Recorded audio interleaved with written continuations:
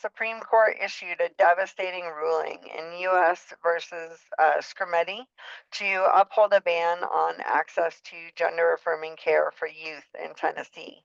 The ACLU of Colorado is holding a rally for trans rights this Saturday at 12 p.m. at the Capitol in Denver, followed by a march for trans kids at 1 p.m. The next national protest from the Tesla takedown will be Musk Must Fall on June 28th. I'm going to put a link to that website here in the chat. And give me just a second and I will post the, oh, sorry about that. I'm going to post the flyer here in the chat so that you can download it and share it. This is for the Tesla takedown scheduled in Colorado. So tonight, I want to briefly share some information from the mass call Monday night with the No Kings Coalition in case you missed it. And then we'll cover some of the results from the Denver No Kings Power to the People activist fair, and also talk about the next mass protest day that's planned. After that, Morgan will give a brief history of how our part of the movement developed and where it stands now. And finally, we'll move into smaller breakout groups so we all have a chance to share our experience from the No Kings protests across the country. First of all, 5 million people turned out for the No Kings protest. This was quite possibly the largest mass demonstration in U.S. history. Most of those people were in the U.S., but it also includes 20 other countries across the world. Part of building a movement is not only gaining momentum, but also developing allies. There were 250 national groups that came together to make up the No Kings Coalition, and there were 2,169 protests. Also, as I'm sure all of you know, this day and the day before the events were marred by tragedy as well. I want to acknowledge the tragic deaths of Minnesota House Democratic leader Melissa Hortman, her husband, and also Arthur Folasa Alu, known to many as Afa, who was the unintended victim of gun violence and was killed at the No Kings protests in Salt Lake City, Utah. You can donate to the GoFundMe for Afa's family through the link here in the chat. Despite these tragedies and the ongoing threat of a politically motivated killer that was still at large and calls from police to stay home, over 80,000 people showed up in the Twin Cities to protest the tyrannical rule of Donald Trump. While Trump fell asleep at his own birthday parade, and despite his threats that protesters in DC would be met with very big force, people showed up in DC to protest as well. What we need to keep in mind when we think about things like politically motivated violence is that the situation around security and protecting our identities is changing quickly. So here's a link in the chat to our training that we recently had our resident cybersecurity expert Amber present on security, privacy, and anonymity. So for those of you who are at the Denver Activist Fair, we want to sincerely apologize about the bathroom situation. It was our intention and our plan to have bathrooms at the fair. The city of Denver stated that it would provide porta potties for the event. We confirmed with the city on Friday that the porta potties had been delivered. When we arrived, they weren't there. We attempted to contact the city and they did not return our calls on Saturday. We absolutely understand how uncomfortable this was for people. So in the future, we will not rely on the city and will contract with a private company to ensure that adequate restrooms are available. As I'm sure you guys know, restrooms are just one of the many expenses associated with protests. If you can, please donate through the link in the chat to help us continue to organize protests here in Colorado. Now for the results of the Denver Activist Fair. At its peak, there were 15,000 people at the fair. We know that this movement will only succeed if we continue to build our coalition. We don't have to agree on everything, but we absolutely agree on one thing. Trump cannot be allowed to continue his destructive, tyrannical rule. Over 20 organizations, including Solidarity Warriors, Colorado 5051, Political Revolution, Party for Socialism and Liberation, Raise Her Voice, General Strike US, Center for Health Progress, The Network, Indivisible Denver Action, Revision, Common Ground People's Collective, Women's Strike, Notes of Dissent Marching Band, and Show Up for Good joined forces to organize the No Kings protests in Denver. On top of that, we had at least 40 other organizations set up tables or booths at the protests to connect activists like you with the organizations that speak to you and motivate you to take the next step. Speaking of next steps, the next mass day of action will be July 17th. The event is called Good Trouble Lives On in honor of Congressman John Lewis, who passed away on July 17th. Here's the link to sign up for Good Trouble Lives On in Denver. Good Trouble Lives On is a national day of nonviolent action to respond to the attacks posed on our civil and human rights by the Trump administration, and to remind them that in America, the power lies with the people. On July 17th, the anniversary of Congressman John Lewis's passing, we're taking action across the country to defend our democracy and carry forward his legacy of good trouble. From voter suppression bills like the SAVE Act to the criminalization of protest, the Trump administration is launching a full-scale attack on our civil rights and human rights. But we know the truth. In America, the power lies with the people, and we're rising to prove it. This is more than a protest. It's a moral reckoning, a continuation of the movement Lewis helped lead, and a new front in the struggle for freedom. We'll have more details about this event coming soon. For next steps you can take right now, you can also go to nokings.org/next. And we would also love to see your photos and videos from the protests around the country.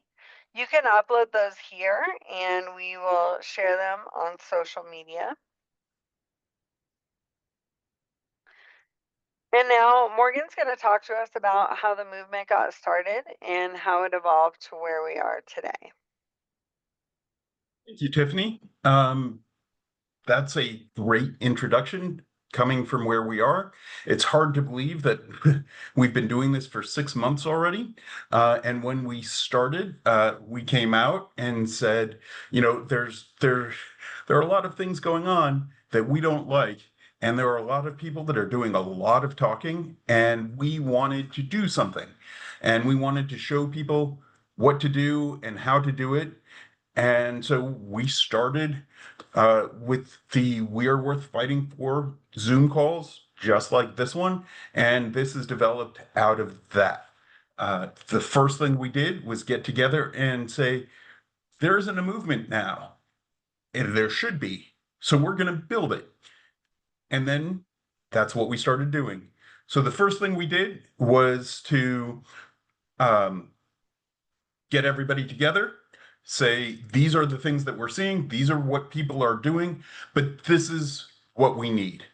Then we went and we started teaching people how to do things. The first thing we did is we showed people how to make a meme on social media and pass it around through Blue Sky and Facebook and all of their other memes or all of their other social media accounts.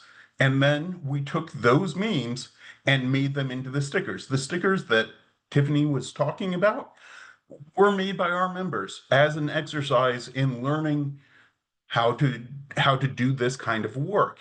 And then the idea of making a sticker is so that you can put them anywhere all over the country and other people will see them and know that there's a movement coming.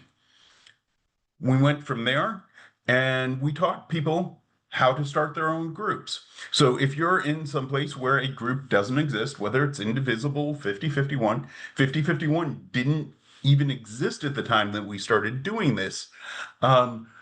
We were showing people how to do that. and how to get involved. And if you don't want to start your own group, well, what can you do?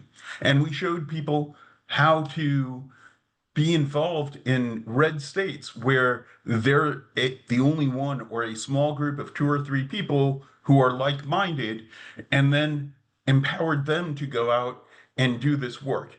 We did things about training people how to run for office. Now, if you're in a blue state, that's great. But if you're in a red state, we talked about how maybe what you need to do is run against a Republican in a primary, because that's the only thing they're afraid of, and that's the only election they might lose.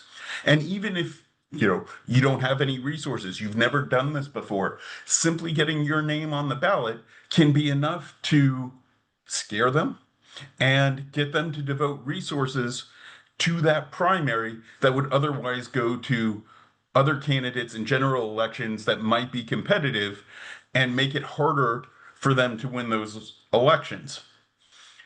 So we went past the call your congressperson, write a letter, into actionable things that you can do in the real world.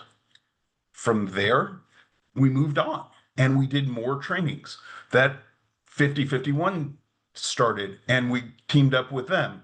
And we've teamed up with all of the other organizations that Tiffany was talking about to start building a movement. And we became involved, and we became more deeply involved. And then we started saying, all right, these are the things that we're seeing. These are the things that we want to do. And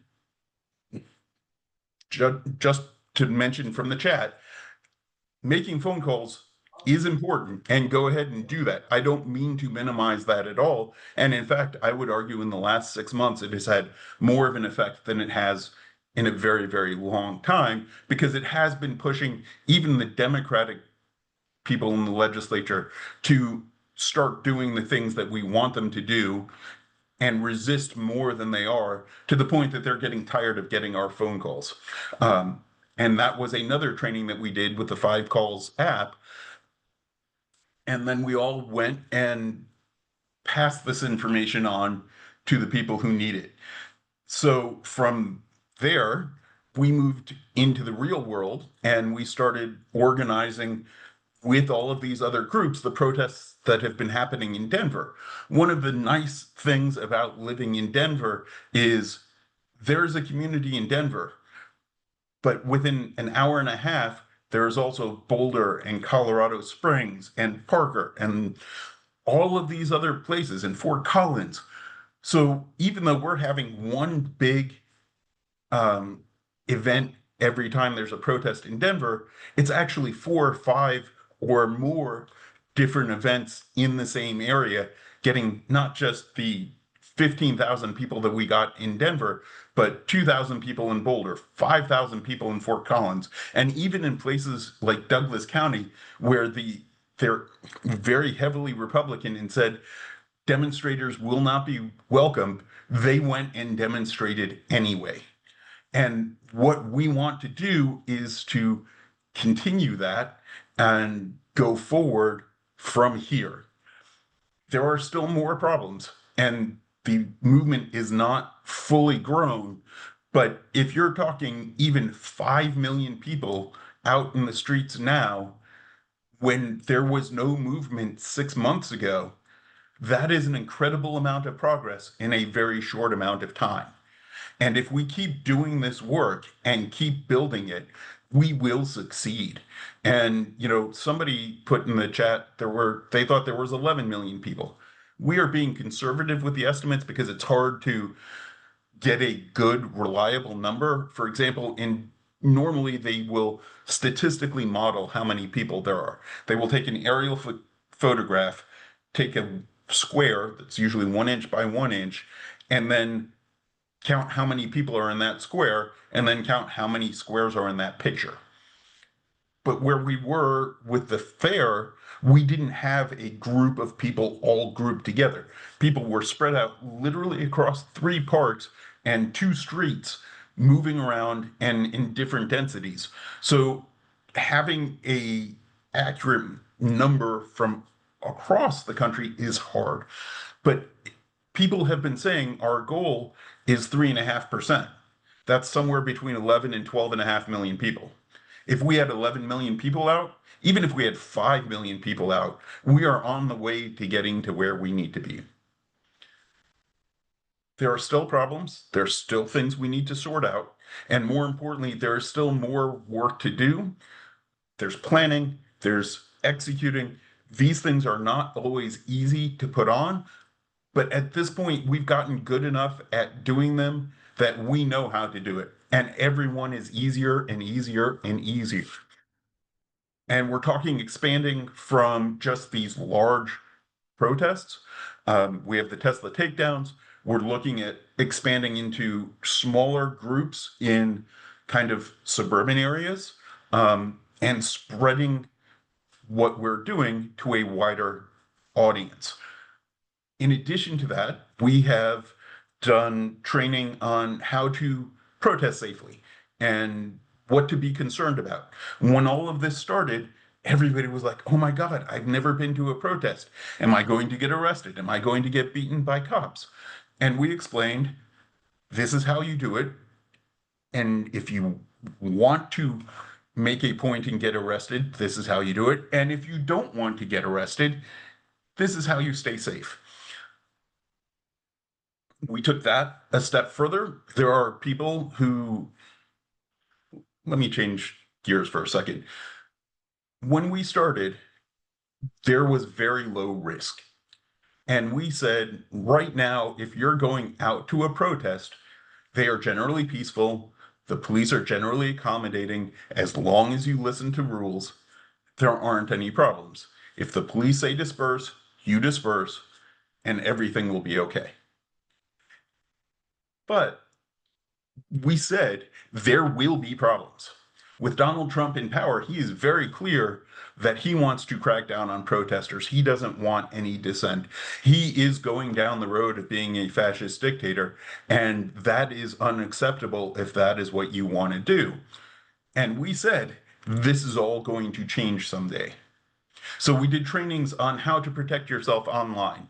So how to use a VPN, how to use encrypted text messaging, how to make sure that what you're doing can't be seen by authorities who would seek to do you harm.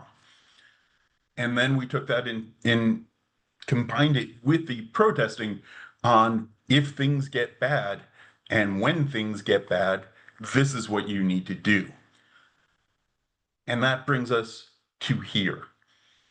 One of the things that we saw in the last week in Denver is on two separate occasions, a group broke off of a peaceful protest and went to close down a highway. They were met with a wall of police officers and were told to disperse. And on both occasions, they were shot with pepper pellets and tear gas. And we know for a fact that some of those people did not intend to do that, that they thought they were just following along with the main march and wound up in some place they didn't want to be. When we said this is going to change, it's starting to change now. The tactics of the police are changing, the tactics of the administration are changing. That doesn't mean you're less safe going to a protest now. If you follow the guidelines and do what we've been teaching, they can still and will be as peaceful as they have been, and that is our commitment. However, what is happening is what's happening, and it is what we said was going to happen, and it is not surprising. And it's something the movement is going to have to deal with, and as things change, we will change with it. So, with that being said, I think we are on a good track. We have made a lot of ground in a very short period of time, but there's still more to do. And we want to encourage you to get involved. And to that extent, the next part of our meeting is going to be about how you got involved. And we want you to share your experiences from where you started, what it was like going to the protests, and where you are now, and give us the feedback of how things have been going for you. So Tiffany, do you want to set the breakout groups up? Yeah, I actually wanted to talk about something real quick. Someone asked for a little more detail about the 3.5% rule. So that comes from a book called Why Civil Resistance Works. It's a book written by Maria J. Steffen and Erica Chenoweth. They studied over 300 nonviolent and violent resistance movements. They found that nonviolent civil resistance was by far more effective than violent resistance movements. One of the big reasons is that it is more inviting. It's easier for people to join and build a larger group. And the 3.5% rule is a number that needs to be sustained. So that is sustained people that are actively resisting, whether that's protesting, general strikes, work slowdowns. There's a lot of different things that I want to address possibly in our next meeting about the different pillars of support that we can affect in order to make the resistance work better. But the 3.5% rule is important. What's important beyond that is that there needs to be a huge amount of sympathy from the rest of the population that's not out in the streets.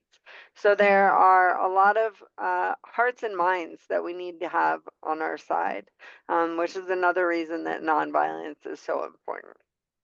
But yeah, I do want to give everyone a chance to share your experiences with the protests. So I'm going to open some breakout rooms here in a second. I think we're going to just split into two rooms, and Morgan will take one and I'll take one. Tiffany, can I Um, have a quick follow-up before you do sure. that? Yes. There has been some controversy about the 3.5% rule, which is the 12 million people, about the scientific methodology of it. But that doesn't invalidate the idea that we need a critical mass, whether that number is exactly 12 million or 6 million or 24 million, is less important than understanding that we don't need 100% of the people to be behind us to make this happen. And there can be a large sympathetic majority that doesn't say anything, that doesn't do anything, and the rest of us can get this done. So I just wanted to put that out there that we are aware of that. Okay. Um, all right. And I was gonna say for tonight, let's try to keep our focus on positive experiences that we had. If anyone has any negative feedback for the organizers of the Denver protest, I would definitely love to read it and address it with you. So if you would just email me. I just put my email in the chat. It's action@solidaritywarriors.com. But for tonight, let's share our stories of how the protest went for us, what it felt like to be there. Was it your first time? Was it your 200th time protesting? Have you been doing this since the 60s and the 70s? And then we'll come back from the breakout rooms a little bit before, actually, probably in about 45 minutes. So we'll have plenty of time to share. And if we run out of things to talk about in the breakout rooms, let's start discussing what we want the next protest to look like. Will you organize one in your own town or city? So give me just a minute to open those up. Welcome back to the main room, everyone. Our group had pretty much finished saying what we wanted to say. But if you are from Morgan's breakout room and you still wanted to talk about your experience getting into activism or protesting, please just raise your hand and we can continue that conversation. Otherwise, I've got a couple other things that we can talk about. All right. Was there anybody from Morgan's group that didn't get a chance to share? Yeah, I was going to say that we had Tanya and Lindy who still wanted to speak. Okay.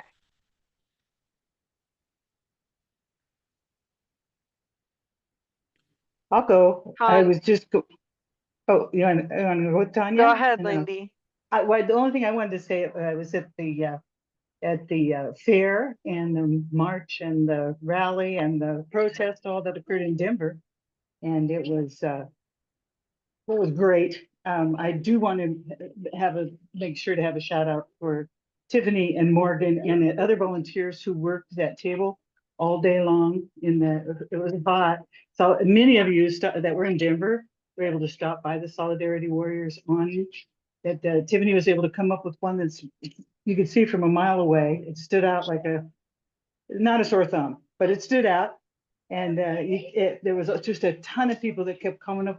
There was a lot of T-shirts and stickers that people wanted and wanted to talk, and it was uh, one of those. As someone else said in Colorado Springs, it was more like the 4th of July than it was like a protest part of it. It was great, and appreciate Tiffany and Morgan in particular, but all the volunteers who worked behind that booth all day like that. Thank you. Yes, thank you to our volunteers. We had about 30 people step up from our group to volunteer at the fair in different ways. And I want to say that Morgan was the hero of the day while I was sitting in a chair having an asthma attack most of the day. Morgan did an awesome job of handling that table. Thank you. I'm embarrassed now. I'm just doing what I do, and I've manned tables just like I've run meetings. So it was nice to be there and see people in person, which gives me an idea that maybe we'll do something in the future. Definitely. Hey, Terry, go ahead. Tanya, Oh, yeah, can I still Tanya, go go? ahead first. Yes. Yeah, Terry, hang on 1 second. I was just gonna share a couple of things. Number one, at I believe it was a hands-off rally that I was at in Fort Collins. We were marching, and there were a lot of people honking and waving and thumbs up and had their own signs out their car windows and everything. And we were getting ready to cross this a street and a crosswalk, and there was a young woman driving her car, and she yelled out her window at us, and she goes, I really want to honk my horn, but I've honked it so many times that I broke it. My horn doesn't break. What? My horn doesn't work anymore. Um, and then the other thing about the No Kings most recent protest is that I did see a lot more American flags, and I think that I really liked that, because I'm really sick and tired of hearing that we are not patriots, and we are. And for a while, and there were still some people carrying the flags upside down, which is saying our country's a mess. But I kind of feel like it's a good thing. I'd like to see more flags at the protest, because it's like, yeah, we're proud. This is our country. This is our flag. This is what we believe in. This flag stands for our democracy. So Yeah, That's absolutely. I think there was an intentional influx of American flags at this protest. yeah, I think it's a good thing. All right, Terry, go ahead. You were muted last time. Is that better? Yeah. yes. Okay. Hi, I wanted to say hi to everyone and fairly new to the group, my husband and I. We really have enjoyed some of the meetings. Want to thank everyone. It's weird when you're new and you don't want to, it's kind of scary to go like down to the Capitol or wherever alone. So it's nice to know there's brothers and sisters here. We did go to No Kings. We're a little bit elderly, and the heat was a little too much for us. So we kind of got in trouble with that, but we were ready. We knew that was a possibility. I don't know, what's the name of the gentleman that speaks with you, Tiffany? That's Well, Morgan. Morgan, is it? Okay, thank you. We really enjoyed the meetings that you have um, moderated here. I guess the one thing I would have to offer on a little bit of disagreement with is, for me, or at least for us, you said there is no right or wrong way to protest. Well, I hear you, and everybody certainly has their signs. Everybody has their own individual everything. To me, speaking strictly for me, violence is a wrong way, and it endangers us. It endangers our brothers and sisters. It starts a big mess. And most of all, gives Trump an excuse to bring in the military and do other ridiculous things to, quote, handle it. So I liked what you said last week when you were pronouncing, about the no kings. You were saying we're not violent here, period. If you see it, walk away. If some of the things that you said were greatly appreciated. But I just think that if we start that, if anybody starts that, it's the wrong thing to have happen. It really is. But there's always the inevitable question that if you're not going to get violent, if there's a line that says we cannot cross this or will not cross this, so ICE or whatever henchman Trump sends in to control things, if we just say, oh, okay, we're leaving, which is what I would do. But if we do that, how do we ever get the idea across that we're not going to be walked on? So I feel very ambivalent about this issue, and I'm sitting on the fence. And you need to speak, and I'm going to go. Thank you, everyone. It's okay. Thank I you, just wanted to Terry. say that we have an absolute commitment to no violence. And when we say there's no wrong way to do it, what we mean is if you can't come to the protest and you can't march, do what you can, and what you can do is helpful. It's not saying there are no limits and you can go and do anything you want and say it's for the cause and make us look bad. The nonviolence is absolutely a red line that cannot be crossed, even if you believe that, that is something you're comfortable with.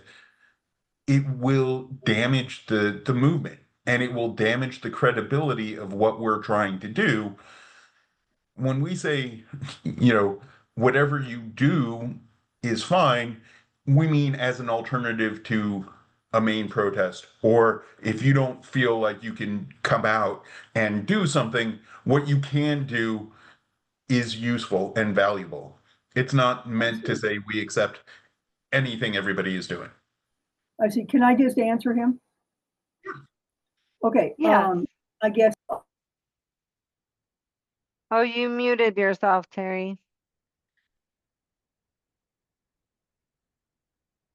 Okay. Am I muted now? No, we can hear you. That's funny because up in the screen it says mute. Okay. I'm seeing now how that worked. I'm sorry. I just wanted to thank Morgan for clarifying. I appreciate that very much. That I'm much more comfortable with that. And, it does. It just gives them an excuse to say no one likes someone who's violent. It just isn't going to help our cause. So thank you for clarifying. I appreciate that. You guys are doing a great job, and I'm going to get out of your hair. Thanks, Terry. Gabriella? Okay. Hi, everybody.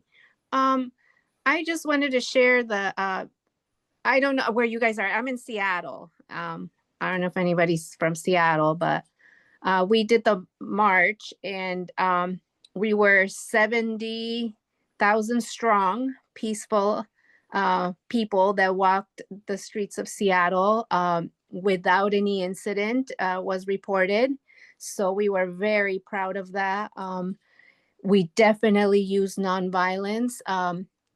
I apologize I didn't get to be in your breakout rooms because I was jumping back and forth with, because here in Seattle, Pramila Jayapal, she has these things called labs, resistant labs.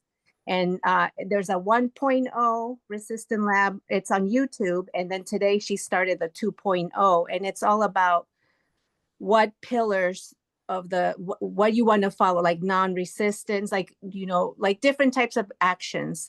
And so it's just very educational. I know you guys may be in other states, but you guys can sure find it on YouTube, Pramila Jayapal Labs 1.0 and 2.0.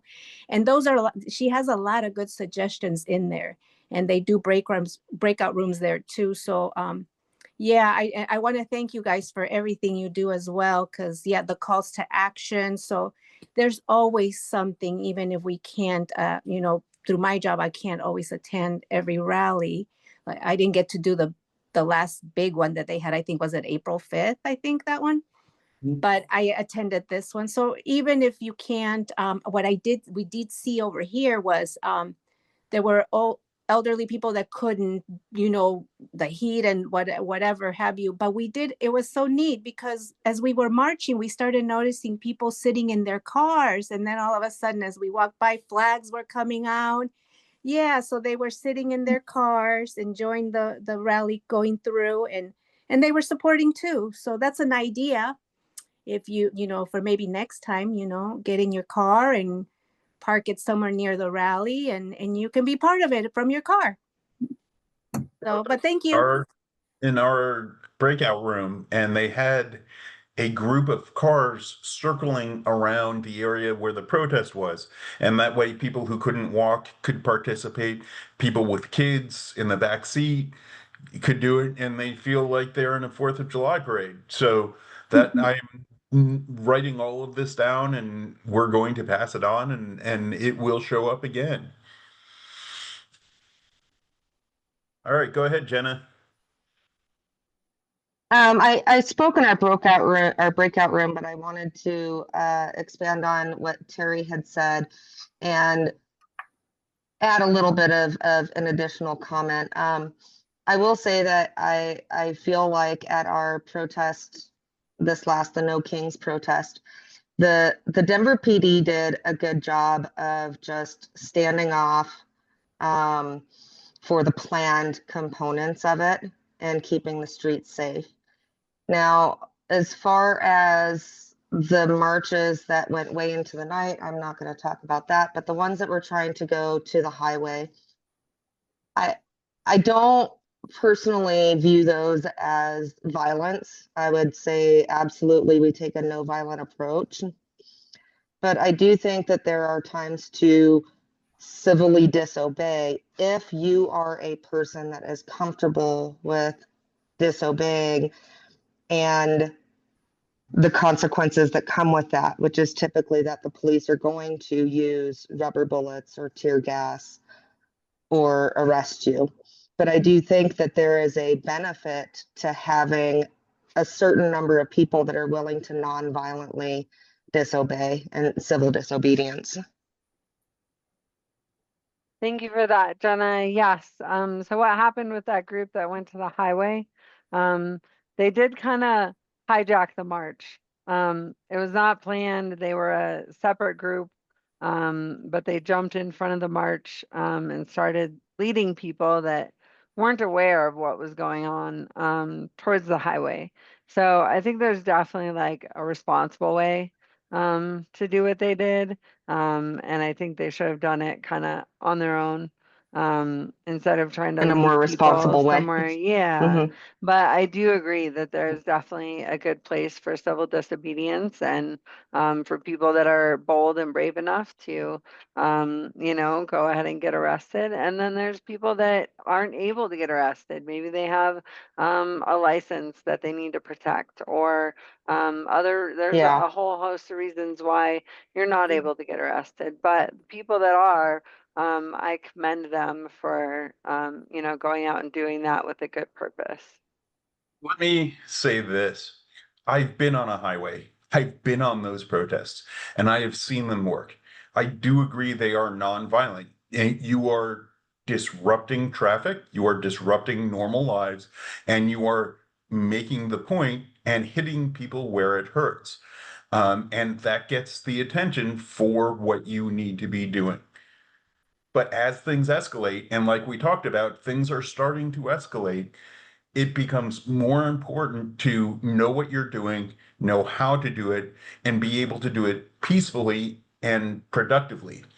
And the general feeling here is one, the people that were leading those kinds of attempts aren't experienced and don't know how to do it safely and don't know how to do it in a way that the people who don't want to be involved aren't involved, and the people who are prepared to do it don't know how to do it without causing risk to others. And that's where the problem for me comes in. You don't want to be bringing people who don't know what they're doing onto a highway that is open and have things go wrong. But no, I don't. Absolutely, absolutely, for sure. And I think you're right. I feel it is a valid tactic, and I just think the execution needs to be better and the planning needs to be better, and people need to be willing to participate and want to be there. But I certainly agree that illegal is not violent and disruptive Yeah. is not violent. And frankly, I even feel property is not violent. But Hmm. that's a whole nother subject, and I don't want to go into gray areas that will get me into trouble. Um, No, but absolutely. And Morgan, I agree with you completely. I think that from a certain standpoint, though, we need to expect that there are going to be people that are going to try to take certain groups of people from Yeah, these raise my, protests as they get larger and larger. Um, and really focus on making sure how the people that are trying to participate just peacefully can identify that they are staying in that peaceful you planned group raise your and hand. not accidentally going off with the other group that is going to be making challenges planned or otherwise, responsibly or otherwise. we just discussed this in the debrief yesterday, and we're going to continue to monitor it because there are, this is going to happen. It's not a question of if, it's not a question, will somebody maybe someday. As these get bigger, and this is what we're seeing with this last protest, some of these groups are going to become involved and they are going to show up. And frankly, they are going to try and be disruptive for what we're doing. And all of that needs to be thought of ahead of time. And that's where the planning and organizing the movement that we've been talking about comes from. And the leadership needs to have this all in mind. That is very good feedback. For sure. Absolutely. Thank you. Thank you very much. And I am happy to clarify about that. So go ahead, Pat. I guess you're next in line. Oh, okay. I just kind of want to get a little update on moving forward, I guess. We've talked about the last protest quite a bit. So I'm wondering about, I know a few weeks ago there was a guy that said, I'm pushing to have Trump um, taken out by July 4th or something. Not taken out, but where he's removed from office.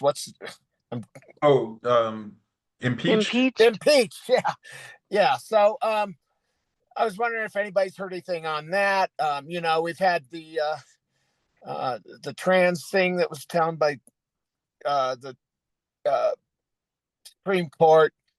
And so it's just some of those things that are more recent. I'm just wondering if anybody had any comments on. So it's hard to kind of predict where the movement is going forward because Yeah. there are so many people involved and it is decentralized. And talking about it at this point would be mostly speculation. But Okay. I can say what I expect to happen is a lot of the things that we have seen escalating. And by that I mean the Definitely.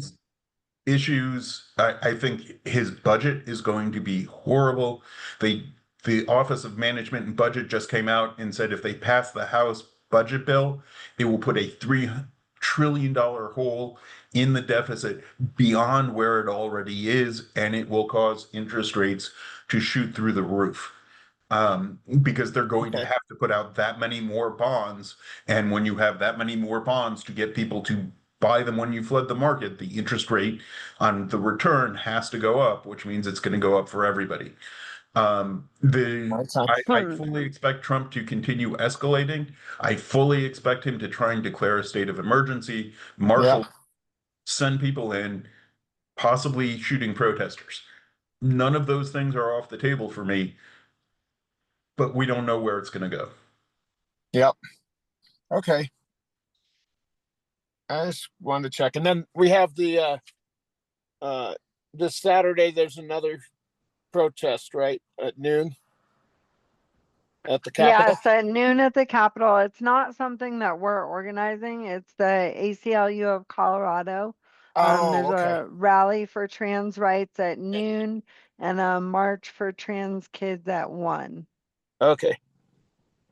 The other thing that people should know, and we have already seen this, is there are other groups that are going to be coming out, that are going to be doing their events, that are going to have their protests, and we are not in control of what they do. We Right. can't monitor them. We can't, they're not going to necessarily have our safety marshals. They're not necessarily going to have permits for everything. They're not necessarily going to have the same relationship with the police, and they're not necessarily going to be nonviolent. Those things are going to come up, and we're going to have no control over them, but we're going to have to see them, and some things we'll want to participate in, some things we won't. And we Yeah. just, again, this is going to happen. It's a matter of when, not if. We just don't know. Okay. This weekend, I trust Thanks. that they will have their permits in order and work with the police because ACLU it's the ACLU. will have their stuff in order. Okay. Any group that will legally have everything in order, you can trust the ACLU to do it. Cool. For sure. Terry, you wanted to speak again?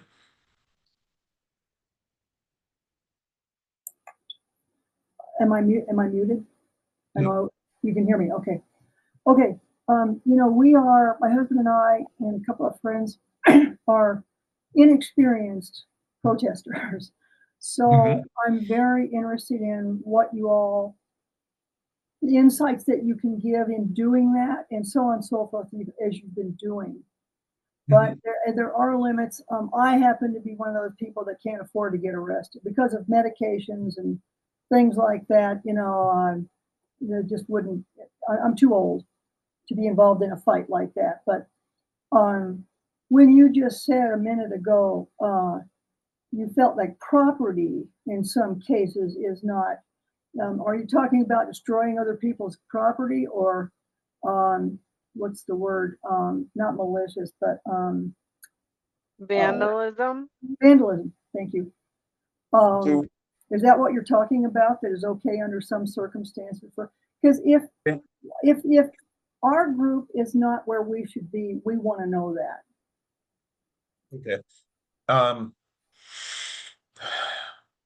We are this is not advocating vandalism. It's not something that our group would be involved in. exactly. Thank you. My personal beliefs are separate from the group, and I'm going to keep them that way for the time being. Yeah, I mean, it's something that other groups may do, but whether we believe that it's a legitimate tactic or not, it's not something that Solidarity Warriors would be involved with, or support.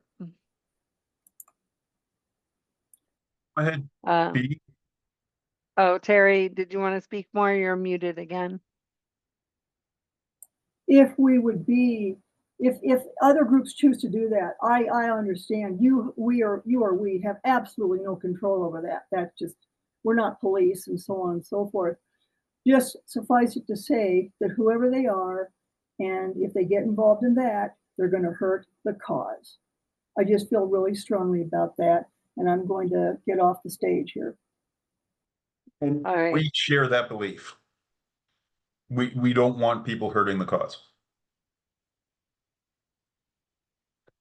All right, B. Thomas. You're muted. Hi. Hi. I just want to say that I had a great time going to the march in Glenwood Springs. We had again, or I'm guessing it was bigger than on April 5th. I didn't make as much noise this time as I did last time. Just kind of been in a quiet mode lately. Not really liking what I'm hearing, what's coming out of Trump's mouth and what's going on. So it's nice to have the marches to go to. I feel like it's my way of venting and saying I disapprove. And I also wanted to say that I really appreciate this group. I've learned much with this group, and I finally got my t-shirt. Oh, it's all blurry for some reason. But anyway, Yeah, there you go. it fits great, and I wouldn't even mind having one like with T-straps or something, like more feminine with T-straps or something. Okay. Maybe we'll make some tank tops.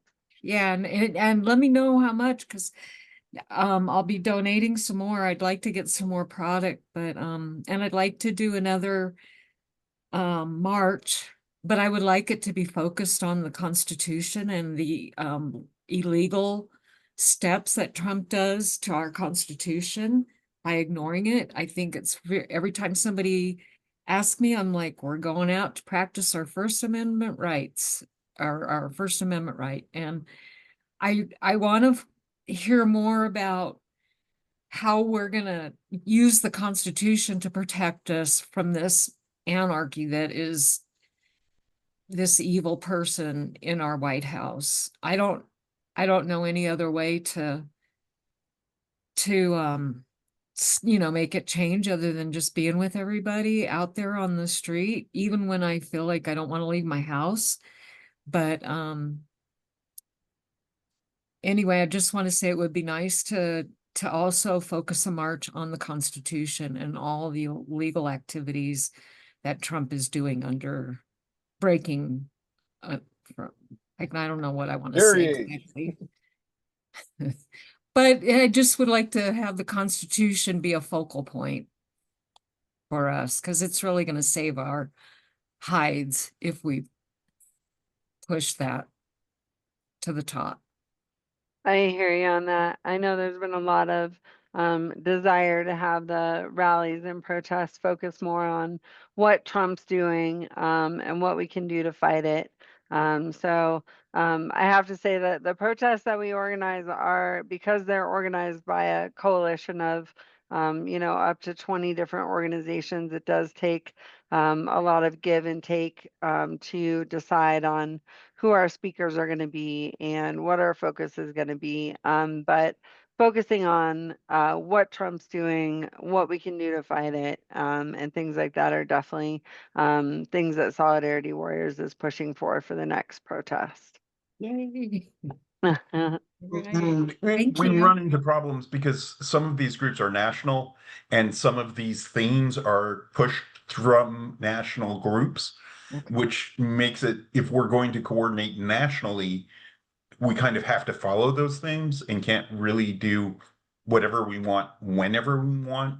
But we certainly can do what we want outside of those larger national protests, and we have been doing that, and we are working on that. And one of the things people are talking about is doing something in Aurora, and we're looking into that and see if we can do kind of some things that would be unique to that area and different. So all of these things are important. And as far as the t-shirt goes, somebody suggested that they wanted a hat at the protest, and people suggested cool. Our visor. And yeah, any idea like that, let us know. We want to hear it. We want to know what people want, and we'll make it. I mean, all of these designs, that t-shirt was put together by our members. And that's where this stuff comes from, because we want to give the people what they want. So, we want the feedback. We want to hear about it, good or bad. Let us know if there's something you want. We're willing to go and do it. Go ahead, Gabriella. Hi, thank you again. Yeah, I wanted to talk about the when we did our labs, and I go through Seattle Indivisible. We before the rally, we talked about how the only thing we didn't want to do kind of like, this ordinance, because our reasoning was because we didn't want to give him, that dude over there, a reason to send armed forces or whatever at us, like what they did in California. We wanted to be as peaceful as possible. One tactic that we used, or that we talked about, if we saw somebody that was getting out of hand or starting something, immediately that group around that person spread away from him and start saying this person's not with us, and summon the police to take care of that, because the police were there, but they were not with Seattle Indivisible. They were not part of us. We basically said, treat the police like they're vampires. They're not welcome in, but they're there to do their thing. And so that's why we ended up with a very peaceful protest and rally, because we just didn't want anybody getting the idea that they were going to start sending troops into our city, because he's coming after our democratic states. He's out for revenge. So we were trying to just figure out and Pramila Jayapal is such a leader. She gave a great speech at the rally, before the rally, and the march. So it was beautiful. So I'm glad that all of us are getting together, talking out our ideas, and picking from each place, and seeing what works for everybody. I just wish everybody the best. We're in hard times, and it's sad what's going on to these people out in the world, what's being done to them. So thank you again. You're welcome. Thank you, Gabriella. That gives me a good idea. I think we could have one of these events that is a road trip from blue states to red states, and have massive turnout in a red state, and see if he calls the military in for that. I like that idea. That sounds like fun. I I can't, love that idea. Yes. but Great have a road idea. trip protest. I think I'm going to bring that up too with Seattle Indivisible and see yes, because you know how we what we're working on too is like, we want them, the senators, those people to come out to town halls, and the red states, they're being chickens. So what we're asking is our Democratic leaders to go and speak in those places, and to be like, hey, the red ones are not coming out to speak to their people. We're here to speak to you. So I like your idea. I think that's a great idea. I I just applaud. put a link in the chat to our Activism Alliance Slack. So if you guys want to share ideas and collaborate, there's 900 activists registered in that group now. So there's all sorts of group leaders and people from all over the country that chat there. And you can join it. There's a Solidarity Warriors channel there. Say hello, and we can show you how to join all the other channels and talk about different topics once you're in there. Mhm. Gail, go ahead. Yeah, this is just a real quick FY or food for thought. Is I've heard somebody say that rather than calling them protests or rallies, to call them celebrations. So to have a celebration of the Constitution, to have a celebration of democracy, and it makes it maybe a little bit harder for the right to attack, this meeting of people or this group of people, just kind of maybe rebrand it a little bit. So it's just a real quick idea. Yeah, thank you. That was kind of our idea with the Denver Power to the People Activist Fair. It was a celebration. I like to bring up there was a general strike, I think it was in 1946 in Oakland, California, where 50,000 people went on strike. And there was so much joy in that movement that there were jukeboxes and people were dancing in the streets for the first 24 hours. So that is a part of what we want this movement to be. I find myself using the word event a lot because a lot of what we do is doesn't fit nicely into the word protest, and it kind of describes what is actually happening better.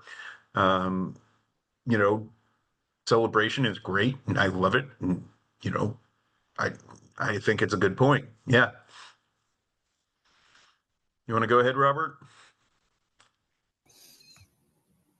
Yeah, unmuting and muting and unvideoing. So I wanted to second B. Thomas's focus on Constitution. So I think that that is important. The unconstitutional behavior of Trump is destroying the country, and the Constitution is the foundation of the country. So if we could have themes, products, like you mentioned, you have T-shirts and things, and perhaps you could put the image of the Constitution on those. And just if you don't want to coordinate perhaps with national groups saying our theme is going to be the Constitution, you could bring it up in other ways so that it shows that we are trying to save the foundation of the country. We I have like been talking that idea. about this. I want to and was under the impression that the next event was going to be on July 4th, and it may or may not be. We may push it back for a variety of reasons. Mostly that we may not be able to get a permit at the Capitol on July 4th. But I love the idea of a We the People event, a Constitution protection event, something like that. And you know, the feedback that we've heard is that people actually do want to hear the speakers, even though some of them have gone long or been off topic or even put people off in some circumstances. But I think it would be very powerful to have somebody get up and read the Constitution and say, I this just is what we're talking about. I just put a sticker up on the screen. This is one of our resistance stickers that one of our members designed.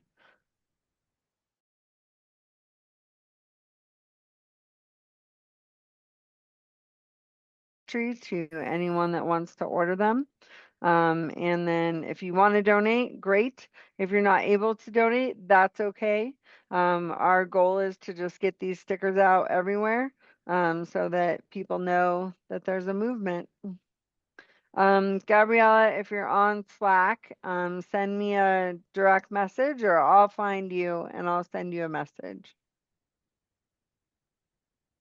I have one more question. We have heard from a lot of people, but I would like to hear people who are not in Denver and not in Colorado, some more about your experiences. If you haven't spoken up yet, or if you have a question, feel free and go ahead and ask. But mostly, I want to hear from people in other places.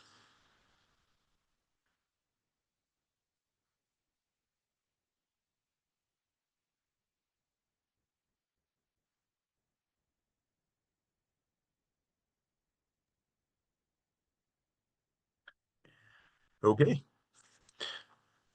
Well, I think it's a good place to wrap it up then. Yep. I Well, agree. thank you all for a wonderful meeting.